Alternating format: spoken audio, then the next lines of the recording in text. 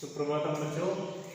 व्यंजक संधि में व्यंजक संधि के भेद में शुरुआत में हम पढ़ेंगे इष्टुत्व संधि। तो इष्टुत्व संधि में जो सूत्र है वो है ष्टोः श्चुना श्चु। ष्टोः श्चुना श्चु। सूत्रावृत्ति देखेंगे। सकार तैवर्गयोः अर्थात सकार और तैवर्ग के बाद में सकार तैवर्गयोः सकार च वर्गाभ्याम योगे, जो तालव्य स है और च वर्ग इनके योग होने पर अर्थात इनके बाद में होने पर सकार च वर्गोक्त है, अर्थात जो ये दंती स और तवर्ग के स्थान पर तालव्य स और च वर्ग आदेश होगा। तो इसको हम डायग्राम के माध्यम से समझेंगे। यदि शुरुआत वाले पद में दंती स हो और तय वर्ग हो और इसके बाद में अगर तालव्य से आ रहा हो या फिर च वर्ग का कोई सा भी वर्ण आ रहा हो, तो जो शुरुआत वाला जो पद है उसमें दंती स और तय वर्ग के स्थान पर तालव्य स और च वर्ग आदेश होगा। तो इसको हम ऐसे समझ लेंगे कि जो ये स वर्ग है तालव्य स है, दंती स के स्थान पर तालव्य स होगा, तय के स्थान पर च होगा, थ के स्थान पर छ होगा, द के स्थान पर ज होगा, ध के स्थान पर झ होगा और न के स्थान पर ञ होगा। तो ये वर्ण आदेश होंगे। उदाहरण है सब धन चित। इस उदाहरण के माध्यम से हम समझेंगे सब धन चित। तो जो ये शुरुआत वाला जो वर्ण है इसके लास्ट वर्ण आ रहा है त, यहाँ पर आ रहा है त। त वर्ग में से फर्स्ट वर्ण त वर्ग वाला और इधर चित्त में च अर्थात च वर्ग का आ गया है। जो च वर्ग बताएगा आपको, इधर च वर्ग का आ गया। तो इस जो एक त है इसके स्थान पर इसी च वर्ग का प्रथम वर्ण है। जैसे त प्रथम वर्ण है तो यहाँ पर भी च हो जाएगा, च वर्ग। तो त के स्थान पर हम करेंगे च। तो इसको लिखेंगे स आधा हो जाएगा धन चित और इसको मिलाकर लिखेंगे तो बन जाएगा सचित। ये बन जाएगा सचित। अर्थात यहाँ पर नोटिस करना है, इधर पद के अंत में या तो स जो ये दंती स है ये वाला स होना चाहिए या फिर तैवर्ग होना चाहिए। इसके बाद में तालव्य स या फिर च वर्ग में से कोई सा भी वर्ण हो, च छ ज ज ज। तो इनके होने पर जो दंती स है और तैवर्ग है इनके स्थान पर तालव्य स और च वर्ग आदेश होगा। इस उदाहरण से देखो सत धन चित। तो सत के अंत में त है, तालव्य स है, तय वर्ग का त है प्रथम वर्ण। तो तय वर्ग का प्रथम वर्ण है यहाँ पर और चित में च वर्ग का प्रथम वर्ण है। तो यहाँ पर तय वर्ग के स्थान पर च आदेश हो जाएगा, अर्थात तय वर्ग का प्रथम वर्ण तो च वर्ग का भी प्रथम वर्ण। तो यहाँ पर प्रथम वर्ण तय के स्थान पर च आदेश हो गया और मिलाकर लिखेंगे तो बन जाएगा सचित। अगला उदाहरण हम देंगे रामस धन चिनोती। अगला उदाहरण है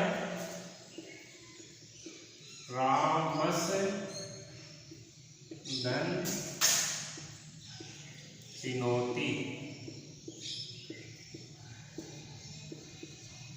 तो रामस धन चिनोती है, इसमें रामस जो शब्द है इसके अंतिम वाला वर्ण देखिए क्या आ रहा है, स आ रहा है, अर्थात दंती स आ रहा है। और इधर वर्ण जो आ रहा है वो आ रहा है च, अर्थात च वर्ग का प्रथम वर्ण आ रहा है। तो इधर हमें क्या चाहिए था इस शुद्ध संधि के अनुसार, या तो तालव्य स चाहिए या फिर च वर्ग का कोई सा भी वर्ण हो इनमें से। च छ ज झ य में से कोई सा भी वर्ण हो। तो इधर भी हो गया, ये भी हो गया। तो इस्तोष चुनाश चु सूत्र के माध्यम से यहाँ पर इष्टुत्व संधि होगी, और इष्टुत्व होगी तो जो ये दंती स है इसके स्थान पर तालव्य स हो जाएगा। दंती स के स्थान पर तालव्य स हो जाएगा। तो ये दंती है, दंती स, इसके स्थान पर तालव्य स कर देंगे। तो इसको भी फिर हम मिलाकर लिखेंगे।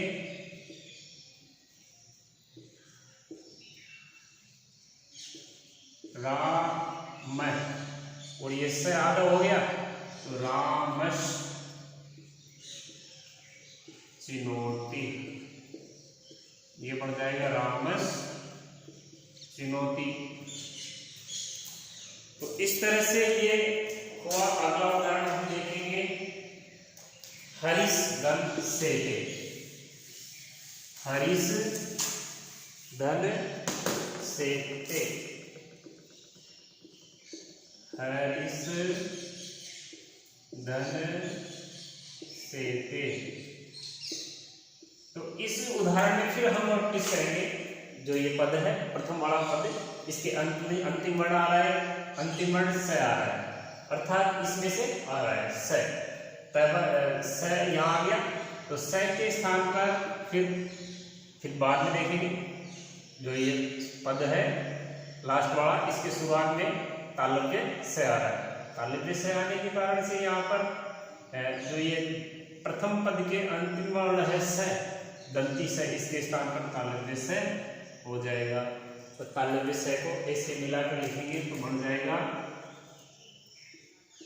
हरीश, ये हलंत है, ये वर्ण हलंत है, तो ये ऐसे लिखेंगे हरीश सेते, हरीश सेते। तो हरीश सेते और दंती स के स्थान पर हमने कर दिया तालव्य स, और ये बन गया हमारा हरीश सेते। इसी तरह रामस दंत, अगला उदाहरण है रामस धन च। तो ये पद है, प्रथम पद, इसके अंतिम वाला वर्ण देखेंगे, दंती स आ रहा है, दंती स आ रहा है। इधर च वर्ग आ रहा है, च वर्ग का प्रथम वर्ण आ रहा है। तो इधर तो होना चाहिए हमारे पास तालव्य स या फिर च वर्ग में से कोई सा भी होना चाहिए अंत में, और इधर होना चाहिए दंती स और तय वर्ग का कोई सा वर्ण। यहाँ पर दंती स है तो दंती स के स्थान पर तालव्य स हो जाएगा, और तालव्य स हो जाएगा तो इसको मिलाकर लिख देंगे रामश्च, बन जाएगा रामश्च,